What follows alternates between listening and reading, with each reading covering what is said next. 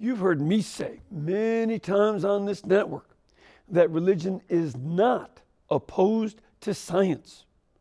But tonight on EWTN Live, we'll change polarities a little bit and hear from an MIT and Princeton educated scientist who says science can actually help deepen our faith and save us from the culture of death.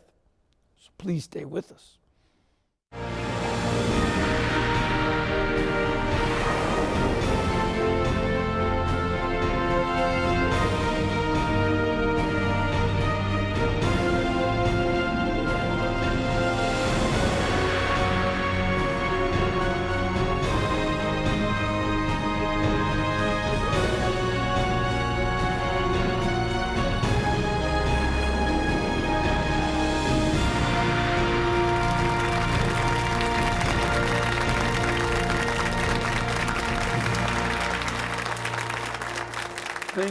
Thank you very much and welcome. I'm Father Mitch and welcome to EWTN Live, where we bring you guests from all over the world.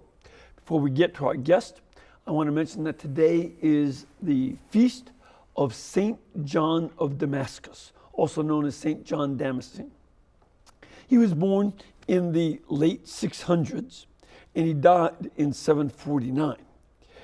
It's an interesting situation. The Muslims had conquered that part of the world, and his city, Damascus, was the capital. His father, very much a Christian, worked for the caliph and was a very important official in the government because the Christians and the Muslims had a very positive relationship in those days under the Umayyad caliphs. And he got a great education. He knew law, philosophy, theology, music, mathematics, science, all these things. But he ended up becoming a monk and sought the wisdom of moving away from the busyness of the culture and coming to know Christ more deeply. And in that process of becoming a monk and a priest, St. John of Damascus was able to reflect very deeply and come up with some of very important theology in his day. And he is considered the last of the fathers of the church. And we celebrate him both in the East and the West as one of the great saints that we still can learn a lot from. If you go to our website, EWTN.com, go to our documents library. Under the patristics section, you can find some of his texts. Now, for tonight's guest, he is a theoretical physicist who solved an 80-year-old problem. Actually, probably existed before 80 years ago, but the advantage of 80 years ago, they found out what the problem was. And this was the problem of defining angular momentum in Einstein's theory of general relativity. Now, that's a problem I don't know how to even understand yet. But he has also worked on numerous projects connected with NASA's mission to Mars. But he says that Christians have lost their appreciation for science, which in turn has allowed the culture to misuse modern scientific methods and misinterpret its conclusions.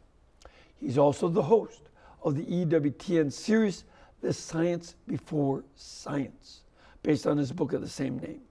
Please welcome our good friend, Dr. Anthony Rizzi.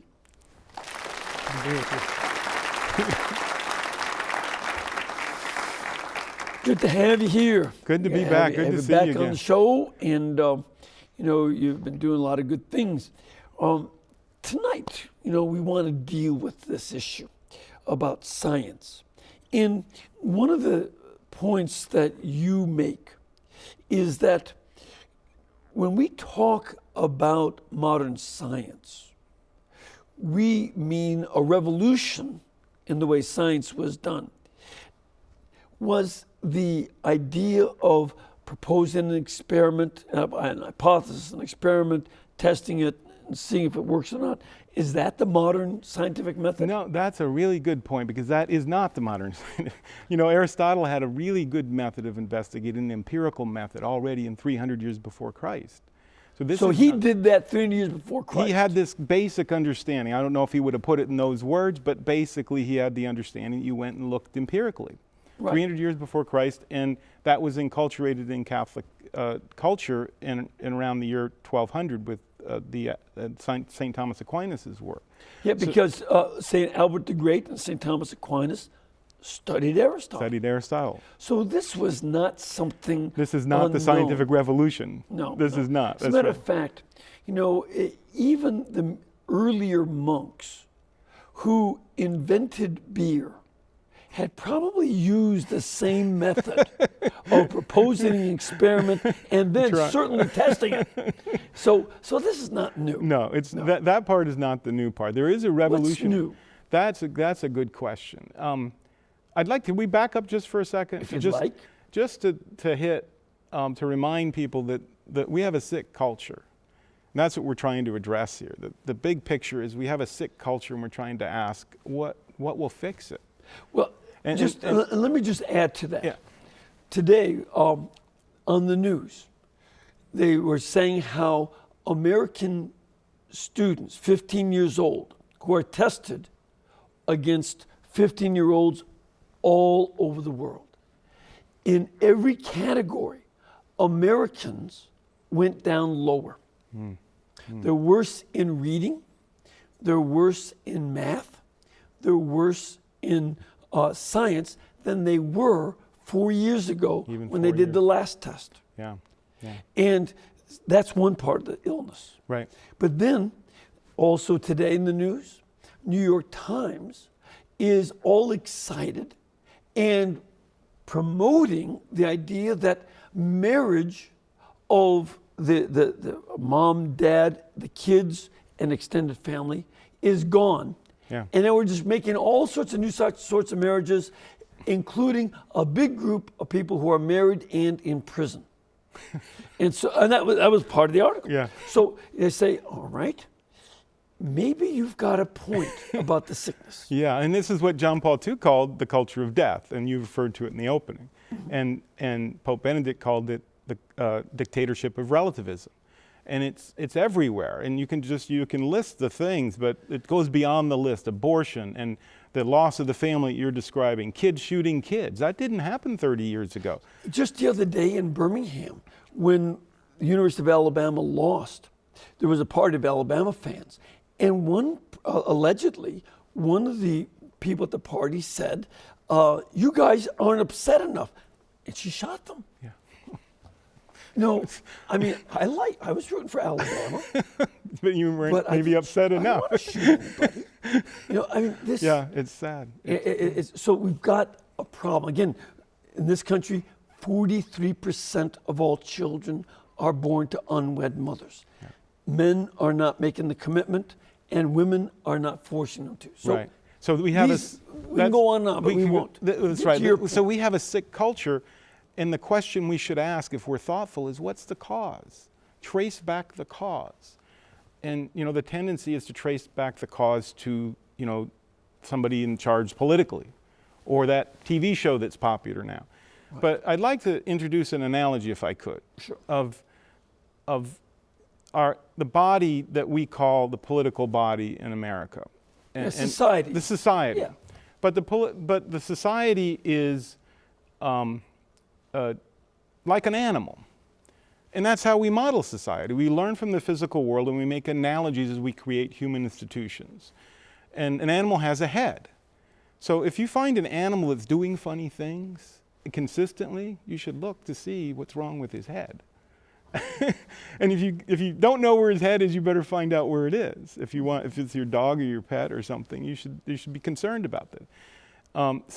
And culture's made in that analogy. And what happens is we're a culture that has a head, and it's science. It's modern science that's our head. And people kind of know that instinctively. I mean, Einstein was picked by Time magazine as the man of the century, over Churchill and political figures and religious figures. And I think rightly so, and I think most people kind of instinctively okay, we'll grant iconic status of intelligence to the scientist, iconic status of other things, well, to other people. Well, what is intelligence but the head? So if that's where the intelligence is, that's where the rocket scientists are, right? That's where the thinking of the culture is going to go. And so we understand that, we see that there's a problem in society. The problem is going to be in the head. And in our culture, you're saying that because people like Einstein are so great, and the other scientists are so important, that they are the sickness in the head? no, they're the head is also the good part. Okay. Right? The head is also the Just good want to part. make clear. Right. We don't want to go chopping the head off. No. Good point. I want to emphasize that science is a wonderful thing. Right. But that gets back to your point. What is the scientific revolution and how did it happen? So I'd like to continue that analogy and say, picture culture really appearing when you first have a real science. So this happens in Greece, but let's leave that aside. Let's move to Catholic Europe, where it first happens in a time in which, as in Father Stanley Yackey's phrase, we had the first robust conception in a healthy womb in medieval Europe around the time of St. Thomas and Albert the Great, in which they recovered the Greek understanding of science, and they planted it in a place where it could grow. Mm-hmm. And so a child, the body of a child, let's take that as our analogy of the society or the political culture, and it grows. It starts out small, and then the brain grows. At some point, let's say that the brain has to have a certain central part that has to mature. So there's an opportunity there, a crisis point, right, where you can go good or you can go bad. You can become mature in a healthy way, or you can miss the target and become mature in a disordered way. Mm-hmm. And so what happened in our culture is we reached this point that never happened before ever in history, the scientific revolution, which we'll come back to. And it's like the part of the brain that gives you the information to make your decisions. That's what this part was, this mature part was developing for the first time in human history, developed in medieval Europe. And this part, though, it developed kind of in a deformed way. And it's so as if this part's tried to live on its own without the rest of the body in an assimilated way. Sometimes, we have characters in movies and books and such, where it's, and we call them eggheads, where they know this certain kind of information, but they have no clue of anything else around them. Yeah. They have to be practically told to eat because they're just all up here, and they don't. And I would say integrate. That's a good kind of image, except you want to think of this as just a small part of up here that's developed, and it's not been integrated into the whole. I like to use the analogy of what's called an idiot savant. These people that can factor 100-digit numbers in a second, or tell you, if you give them your birth date, they'll tell you the day that your birthday was. The day of the week, Friday, so in 1 second. Right. I can say, the year and month of my and date of my birth. They'll know exactly what day of the week it was that year. That in a minute, in a second, literally. And that's because they're very quick at a sort of mechanical calculation that's wonderful and very important. There was that movie with Dustin Hoffman where he was that way. He was autistic. Is that the Rain Man? Yeah, Rain Man. Yeah. And he could do all this gambling stuff. He figured out all the mathematics. And it was brilliant at that, but socially, because of his autism, he was not able to deal with a lot of other things. Yeah, and that's the way we've become. And so this is a wonderful, mature part. We can't just cut this part off. This is the mature part of our intelligence. So what we have to do is we have to reintegrate it and make it part so that the body, right now the body is feeding this misgrowth of this part of your brain. And now we want to make it so that we start feeding an assimilation. And the way we do, well, first let's go back to your question of what is the scientific revolution.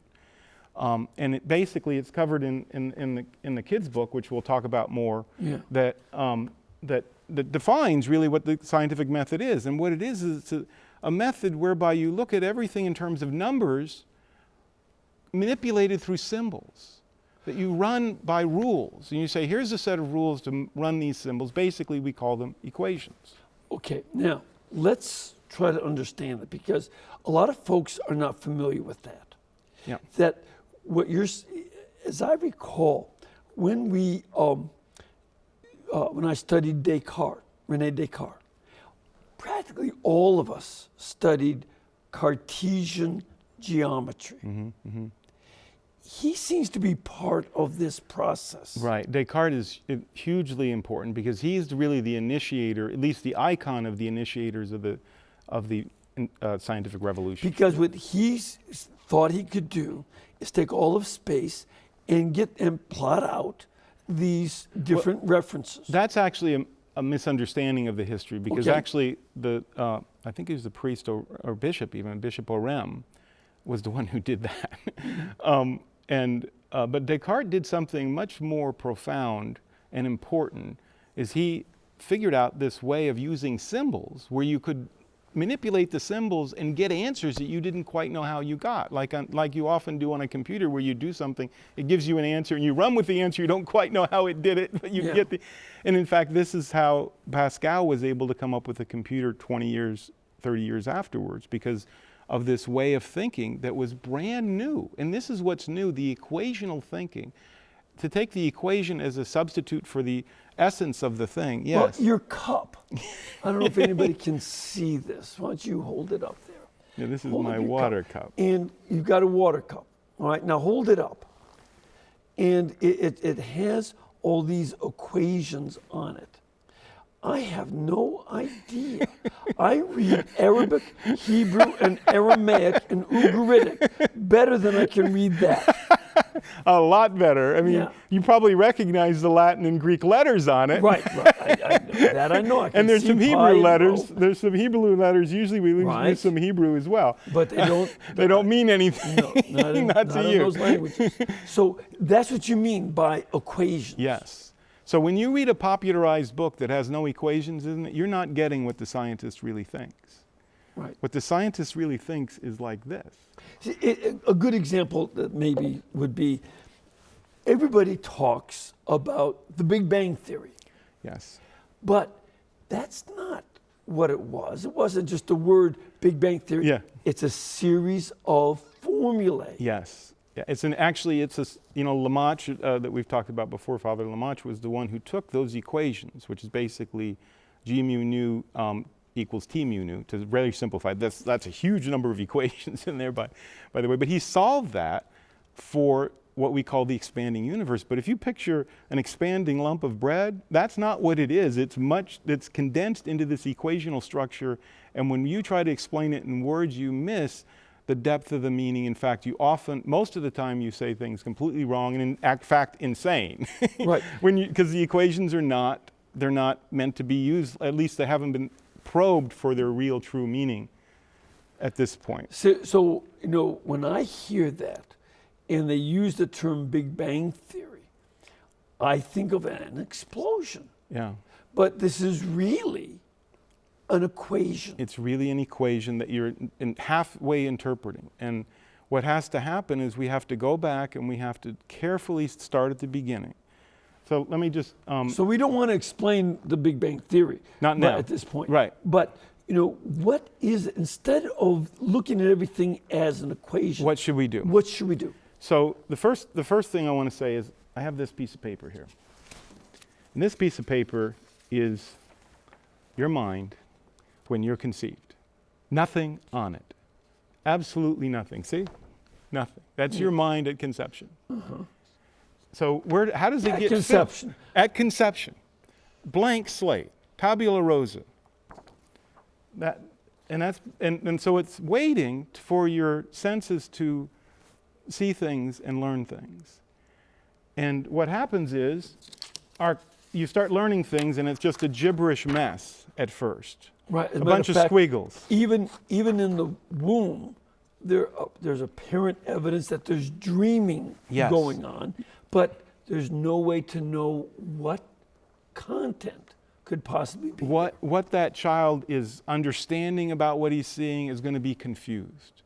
He's sorting it out. And as he gets bigger, he sorts more of it out. And in an advanced culture like this, you have to learn, first of all, that that you have to keep probing. But then one of the most important things you learn is you have to trust authorities. The first authorities are your parents.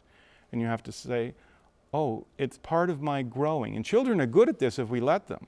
And to say, okay, I want to listen, Dad, tell me. Tell me more about that. And that's how we learn. We straighten out this mess. Unfortunately, our parents and our teachers have the mess that they've inherited from this head that's been misunderstood. And so we don't have a clear, so the answer is this book. This book, for the first time ever at this level, tells you what those things are, how to organize this mess, so that this mess can turn into order and turn into a base for everything you know. Everything you know is based on what's in this book. But the problem is no one knows it. And by the way, it's not entitled this book. It's entitled A Kid's Introduction to Physics and Beyond. See, this, because we want even great minds like you to actually let people know what the title says. We've got to communicate. Yes. So what you have here is as a way to start with kids, to show them a manner of how to think. Yes, to show them, to give them the right general principles, so that they can build the rest of their specifics on the right generic. And I like to say it's not just for kids. It's for you, it's for me, it's for everybody out there. It's for the kid and all of us that didn't get this when we were kids. Right. And I always like to say kids are much smarter than us because they're still hungry for the truth. Yeah. And they haven't been misformed as much as we have. Mm-hmm. So they can absorb it, because the material is very simple. And but it's not simple for us because our minds look like this gobbledygook. So that, because we've inherited this way of thinking in formulae, we have to get back to something more simple. Now, how would you state what that simple way of thinking is? So that simple way of thinking is to just start like I do it, and I say in the book that we start at the very beginning. With what? With what you see. And what do you see is the physical world. And then the question you should ask yourself is, what is the physical world? Mm-hmm. What is a physical thing? And I tell you, in our culture, just as evidence of what I'm talking about, that this science that's not complete, people don't know how to answer that. And so the answer is, it's something that can become something else. Very simple. And I taught my child when she was 4 this, and she just ate it up. Sure. Because it's simple, but it's generic. It covers. It's not one of the things you hear teachers saying is you don't get too abstract. Right. Well, that's not the point. The point is start with the largest, vaguest abstraction. Actually, the better, because that's the way, as Aristotle pointed out, that's the way we think. We start with big, like what can be more general than there's stuff there. And kids can get that, and then they can get the next level. What is the stuff? The stuff is something that can become something else. So, and you can have them take a look at a pot of water that then turns to steam. Yeah.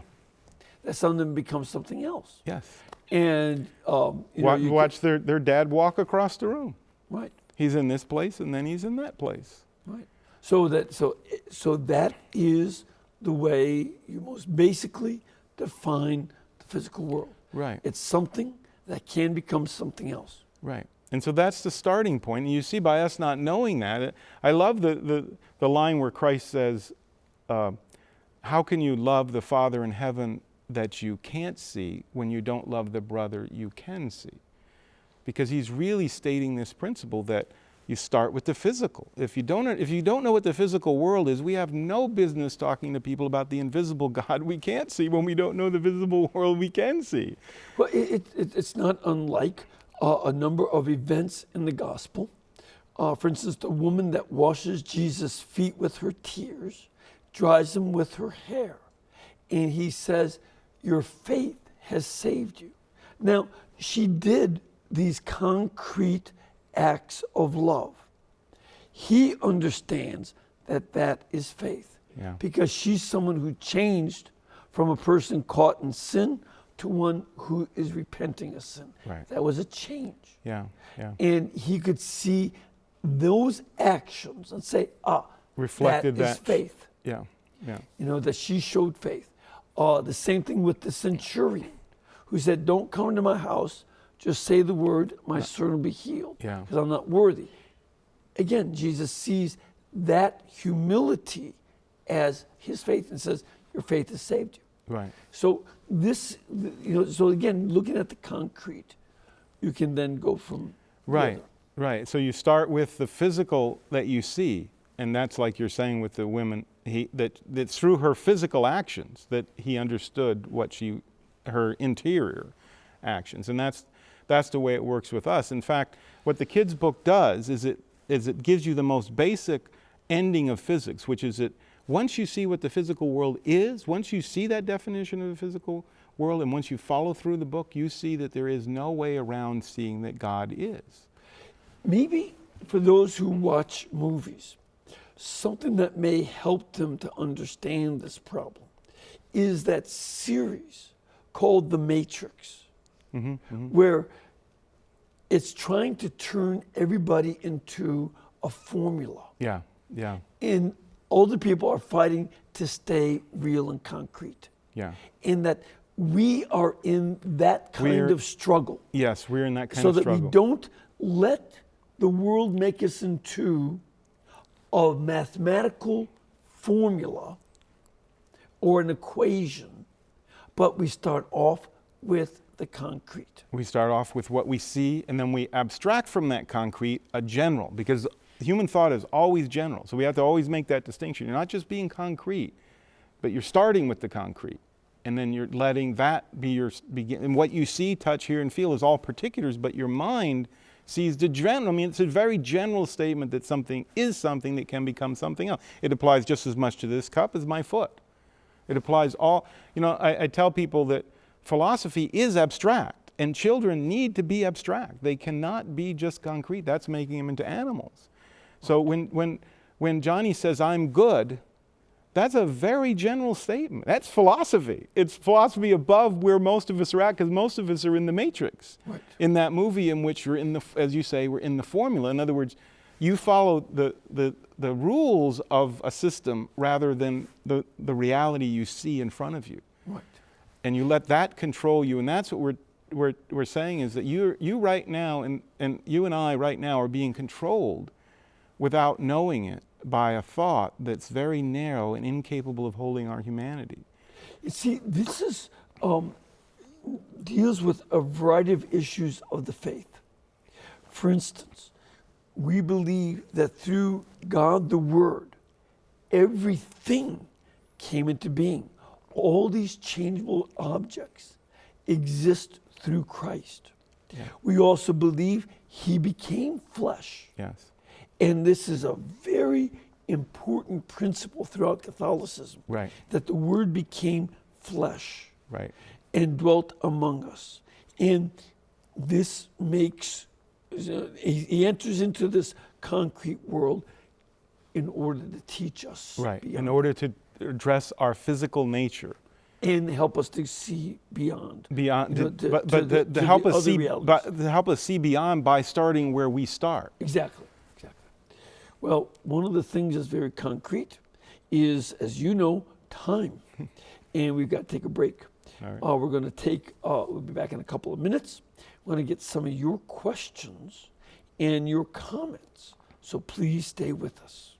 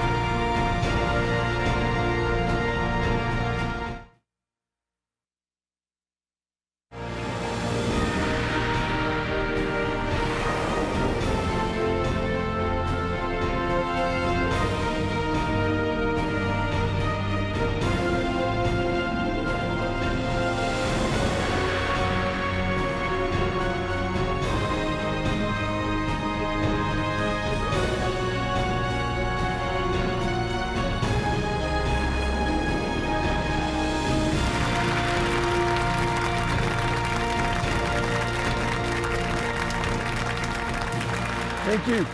And welcome back. First of all, I would, as always, love to invite you to come and be part of our studio audience. You can get in contact with our pilgrimage department. They'll let you know the times of masses, benediction, of course, and programs, tours of the studio, directions to get up to Hanceville to visit the sisters and pray up there. You can call the pilgrimage department at 205-271-2966,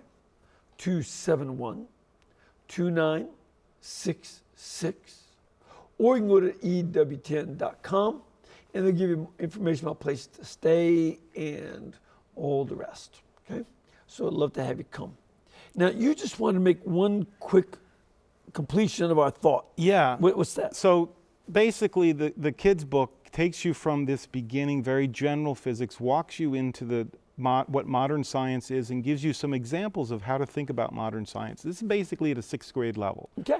And then it shows you that once you understand what a physical thing is, it necessarily leads you to God. That you have two choices: either deny the foundation of all your knowing or accept the existence of God. Right. So you know that the creation of the world and everything in it is held and made by God by reason. And then you're ready to hear what the message of Christ. That is the preamble of the so-called preamble. That's one of the reasons why a number of the early Christian theologians were converted philosophers, like St. Justin Martyr, and that they used that preamble and went forward. And even St. Paul did when he was in Athens. Right. So that's a good thing. Let's start off with the caller. Hello, Marianne. Hey, Father Pacwa, how are you? Fine. Where are you from? I'm from New York. Good. I just have a question for your guest, and also just to get his brief opinion. There's always been a contentious relationship between science and faith, and between faith and science. And I'm just curious to know your guest's opinion if he thinks the divide between faith and reason has narrowed, and do you hope that eventually do you think that the divide between faith and reason can be cohesive, and that we will find faith and reason and faith? Marianne, that's a great question, sure. But I'm going to take it in pieces. First of all, has there always been a contentious relationship between religion and science? No. That contentious relation started with the advent of the scientific method. In the 1600s. In the 1600s. 1600s. So before that, there was not. It was actually the church that was totally fostering science, and in fact, the evidence of this and proof of this is that these men that started the scientific revolution were all Catholics. Also, it's not bad for people to know, besides being an astronomer, what else did Copernicus do? Copernicus was a cleric. Yeah, he was a cleric in Krakow, Poland. That's right. And so, that was common for clerics, like we mentioned Bishop Urem, who Descartes gets credit for the coordinates you were talking about. Urem had already done that.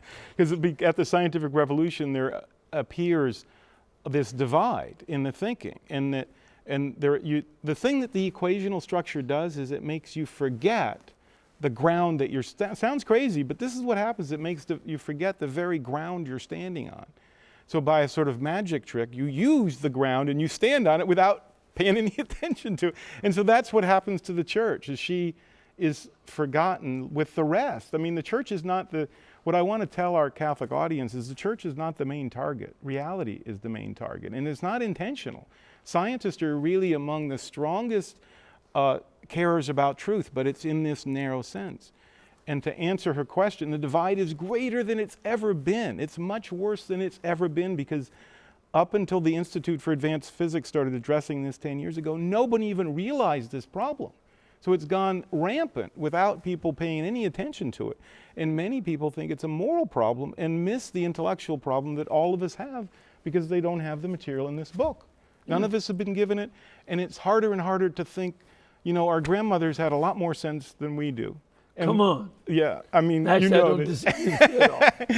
But we're 10 times dumber than our grandmother, and we need to be 10 times smarter, because we have that much further advanced than scientifically. Every day science advances in beautiful, wonderful ways. So the task is a twofold task. One is, what we're working on, is to get into these equations without damaging the great results, but explain them, understand what they really mean. They carry all this information. That's a physics task, but then you say, well, I'm not a physicist, so what do I do? Well, the rest of the body has to support the head. There's all kinds of tasks that needs to be done. There's prayer. There's energy, there's studying yourself, learning the material. That's a huge task so that you orient your energy and time towards fixing without inadvertently causing the problem. Right. As well as, the Institute needs funding. People that have wealth, that right now everyone's paying for the substructure of the head. Every state school has a graduate physics department. 3 Catholic schools, and they're not very Catholic, have physics departments. And this is a symptom, this is an evidence of the problem, that the more strong they become in science, the weaker they become in faith. And that's the opposite of the way it should be. Right, and it's, again, just about the relationship of earlier science and faith went together. St. Albert the Great was doing the best he could with the level of information available to develop science of all kinds. He's the patron saint of scientists. And the teacher of St. Thomas Aquinas. Exactly. And it was the Pope who had his own astronomical observatory that's been run by the Jesuits since the 16th century. The Jesuits made, as you know, all kinds of advances in this science. That's why there are more craters on the moon named after Jesuits than any other group, because they were observing it and they named the craters. So again, it's wide today, but it didn't used to be. It's what's happened is those it's gradually withered away, because to answer her question, the divide is much worse. You don't find that Jesuit participation in science like you did. It's dying away. And because the Jesuits still run the observatory. Right. But it's nothing like what you were describing. No. I want to get this point home, because people have to realize this is a serious problem. We have to get science right. All of us need to participate in it. Only 7% of top scientists even believe in God. So that's how different it was from a totally Catholic birth of science to now, and every year it gets worse. Every year it's worse. Let's take a question from our studio. Sir, where are you from? From California. Good to have you here, and what's your question? The question is, there's a book by a fellow named Carlisle Zimmerman. He was a social scientist, and he studied the downfall of civilizations, and basically he said that there are certain characteristics that you can see in a civilization when it really starts getting sick, which are reflected in our civilization right now. But he wrote this book in 1947. At any rate, he said virtue is the problem, that we have to have virtue, and the church teaches that also, that we need the human virtues to build on the supernatural virtues. Right. How does this fit into this scientific equation in putting the culture back together and relieving its sickness? That's an excellent question. That's really a good question. The answer to your question is that it really isn't fundamentally a will problem, which is what we tend to think. We tend to think that the will is where the issue is at. But it's an intellectual problem. The scientists don't set out any more than most people set out to destroy the world. Though you see that a lot in TV shows and so forth as a theme, because people kind of sense that science has a sort of problem to it. But the fact is that virtue is only a problem to the extent that virtue starts with understanding. You can only develop a virtue if you understand properly to begin with. And our culture is nothing like these past cultures, and it's symptomatic that people don't understand that they keep repeating this narrative, which is a false narrative, that it's just like Rome. Rome fell and it did fall because of a lack of character and certain things that have a certain surface commonality.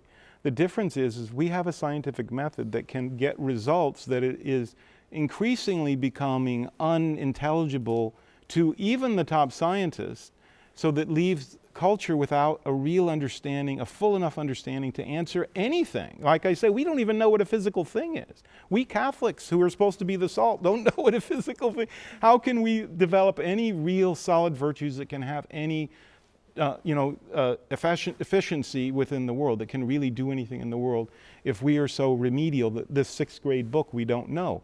So the problem is not like Rome. As you're seeing, people don't realize that our culture gets worse and we think tomorrow it's going to collapse, and instead it continues to get worse. I mean, if you look at 60s compared to now, you would have thought the thing would have fell by now if it was Rome. It's gone so far past Rome, anything Rome could have imagined.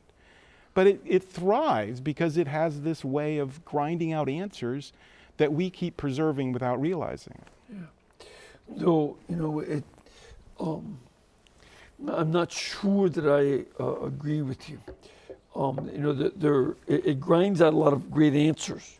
And we've gotten tremendous technological developments. And even when barbarity ran rampant in National Socialism under Adolf Hitler, and in the Empire of Japan, and especially under atheistic communism in Soviet Union, Eastern Bloc, and even worse in China, and on a small scale, but worse ratio in Cambodia.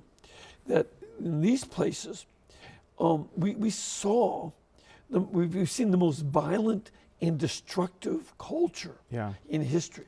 Right. No period comes close to the viciousness of the last 100 years. Yeah, no, I totally agree with you. I mean, in the name of secularism, in the name of and atheism, in the name of science. I mean, Marx said that he was giving a scientific form of government, and there's a real sense in which he was right. In a thin sense of science, not this full, real sense. Right, and Hitler gave what he considered scientific understanding of human beings. He thought some people were subspecies, and he was going to eliminate them. He thought that was science.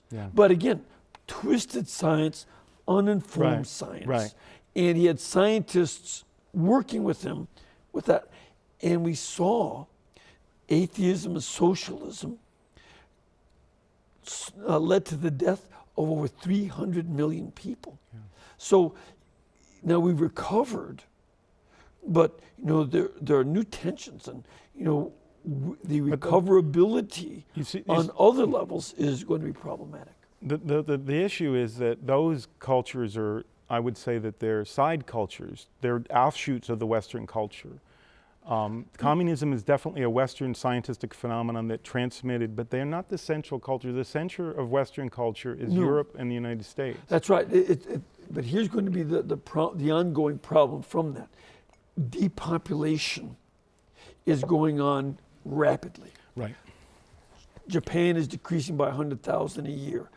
Russia by 1 million a year. Right. And we're going down now, and so on. So, but don't forget and that also was a key factor in the fall of the Roman Empire. Right, but don't forget, unlike them, you have modern science that's coming up with all kinds of things, and we've got cloning coming up. We've got all kinds of ways of reproducing that would be very scary. I know it. So, but it may or may not work. It's right, but it's iffy. Let's go to another caller, though, because we'll discuss later. Okay. Let's go to Dee in Florida. Hello. Hi, Dee. What's your Hey, question? Father Mitch, how are you? I know you always ask where we're from, and I don't know Texas too well, except my daughter and son-in-law live in Dallas, and I want to wish you a most merry and holy Christmas. Thank you. And I love you as a priest. Oh, thank you so much, Dee. I appreciate that. And what is your question? Okay, my question comes from the formula that was stated earlier, E equals mc squared. I knew that meant energy equals mass times something, and I didn't know what the something was.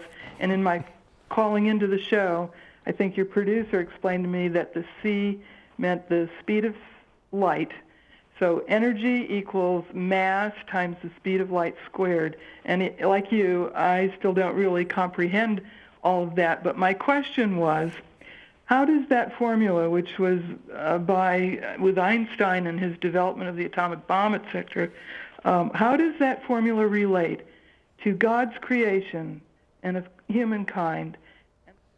Thank you very much, Dee. And just as a side point too, I recall that Einstein didn't think it would lead to anything like the atomic bomb when he came No, up with that formula. he didn't realize that. He no. didn't say that. He didn't think there was a practical Didn't occur to him result. at first. Nope. Not Nope. at first, yeah. As a matter of fact, I remember I had a professor, R. Buckminster Fuller. He had spoken to Einstein and said, "This has some practical applications." And I just said, "Oh, no, I don't think so." And he was Yeah, right. yeah. But anyway, so how would that relate? Well, I mean, the thing is, each equation captures something of reality. And as I stated in the book, each piece of reality tells us more about the Creator whom we love. So we should be, if we were properly ordered, we'd be hungry to see, as she is, what's inside those equations, because it's more insight into the loved one. And the fact that we aren't shows a disorder, of the mind, because most Catholics have a good will and they're trying to be faithful to our Lord. It's just, you can't do it if you haven't been given the tools. And that's what we have to do. In fact, we are under the control of this other entity that isn't malicious intentionally, but nonetheless is controlling us, and we want to break free of that. We want to understand what these equations mean, because they do tell us, they do encapsulate really important realities. So I talk about in my book what Mass is, and others of my books. But to answer her question, how would that relate to creation and God's creation? Does that formula have anything to give us any insights? That's what I was just saying. Yeah. That I mean, we could go into it if you want, but in my book I talk about what Mass is, because Mass is a property. No, she can't read the book right now, so, right, so how would you say that? So quickly? It tells us something about the nature of physical things beyond that they are something and can become something else, something very profound about their nature, that they have this ability to move, but also an ability to cause other things to move, is basically what that's stating, and to create other forms in reality, like light, that bodies that can move, that we can pick up and move, they can also make light. That is a property of the vacuum. So this is basically talking about a certain quality Right. of what God has created. A certain property. I talk about in my book that there's that substance, that things are something, and that the first thing you're noticing is the substance. They exist by themselves, but then there's things that exist in substances, like their qualities, like the red. You have a black suit on. The suit is, you don't see black. I don't say, "Hey, Father, there's a black that you got on." I say you have a black suit, because the black is the property of the suit. Right. So we have properties and we have substances, and then there's 9 different ways of being a property. One of them is a quality, and Mass is a quality. So you get more specific. This is what these equations do, is give you more levels of specificity. I can say you're a physical thing, but I want to eventually realize that you're a man. Right. That's more specific. Right. Okay. I have a question from our studio audience. Sir, where are you from? I am from Houston, and Texas A&M was my training, where we have more Catholics than probably are at Notre Dame. And as a matter of fact, I happen to know that there's so many Catholics at A&M. They are now in the process of building a much, much larger church, because there's no more room in the chairs. I was part of St. Mary's ministry there, right across from the north side. Well, it's a good place for you A&M grads to help out and contribute to. So what's your question? My question involves, in engineering, we do hundreds of equations. We've developed hundreds of equations. But as we've also known, like the example asbestos and the use of asbestos, outside of your equations, you're in no man's land. Yeah. And that's where most of science seems right now, is our computers know more about us than we do now. So where do we tie morality back in and say, hey, abortion, we have mortal sin here. We have to put a brake on cloning. How do we tie that into a scientific community that doesn't even believe God exists because God won't submit to their tests? Yeah. Great question. Thank you. Yeah, I mean, He's right. He's bringing out the point that engineers use equations all the time. And it's because you have the pure scientist, which is, you were talking about Einstein, then you have the engineer who takes the work of the pure scientist and practices, uses like that practice. Mr. Fuller. Like Mr. Fuller told Einstein, and that people often don't realize that, engineers aren't scientists in the proper sense. They're practitioners of what the scientists have figured out. So he's using those equations. Now, the point is that when you're studying the physical world at an abstract level, you deliberately leave behind things like whether you're animate or inanimate, because you're trying to say very general things. So modern physics is right to do that. It's just because you encapsulate it in the equation, you don't even know what those things that you're saying are. And then when it comes time to try and talk about these other things, you don't even know what you're talking about. So you eschew it, and you realize that the method doesn't work so well there. So what you do is like a good worker, you work on what you know you can make work. And that's the problem we're up against. Okay, everyone is working on what he knows will work, but that leaves all the stuff that we don't know how that we have to work on to get the world to work the way we would like it to work, which is with a full understanding, so that to get to morality, you have to first understand what's in this book and say, I really know something. I don't mean believe it. I mean really know it and can prove it like you could in a geometry proof. That's what this book does. Then you can say, hey, I'm a knower.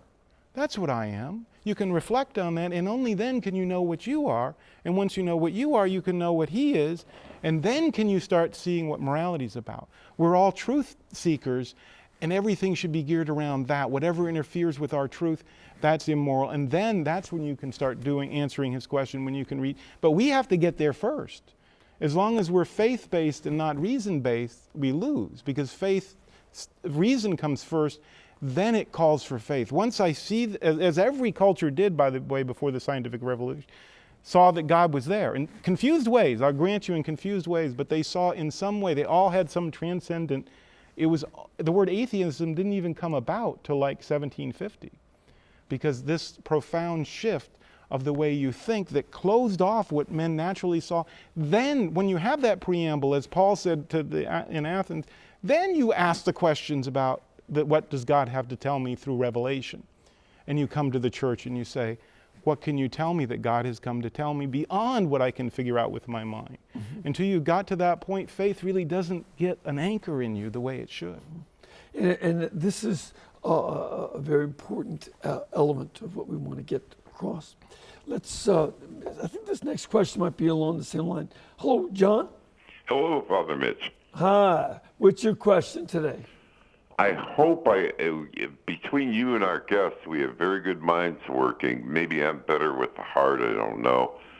But I would like to comment, and I'd like to get what science may think or interpret with this. The greatest commandment is to love God with all our heart, soul, and mind. Jerusalem Bible puts it that way, and love our neighbor as ourselves. And we were talking about children, in the concrete. But children come up, they're beautifully innocent. They come up with good things sometimes, and it's almost beyond normal. And we have to remember what Jesus so wisely said to Thomas the Apostle when he had faith. He said, you have seen because you believe, or you believe because you have seen. Blessed are those who have not seen, but who believes. And short of a real big revelation, that's where most of us are at. And, I'll let you discuss that. And thank you. Merry and blessed Christmas to everybody all over the world. Thank you, John. Now we have about 45 seconds. Wow, to answer a good question. The point is that it's a very good point St. Thomas said it's more important to love God in this life than to know God. And the reason he said that is not because what I just said isn't true, because St. Thomas would say the same thing, but because you have to know something to love it. And that in this life, we are limited in what we can know, and so we have to take what we can know and then ask him to supplement it. But the love of that will take us to that further knowledge. It's the love that draws us to further knowledge. So if we aren't drawn by what we know of God to love him, then we won't seek that further knowledge. Because Christ sums up his message by not by love, but by saying, for this I was born, for this I came into the world, to testify to the truth. Right. Well, hopefully a lot more folks are going to get a hold of this book that you wrote for kids, and go to EWTN's religious catalog for that. And let me give you all a blessing. May Almighty God bless you and keep you and show you his wisdom and truth, the Father, the Son, and the Holy Spirit. And, you know, we were able to make a series with Dr. Rizzi and have him here and all the other guests of different kinds because you make this network possible. So please keep us in between your gas bill, your electric bill, and your cable bill. And God willing, we'll be able to pay all of our bills too. Thank you so much, and God bless.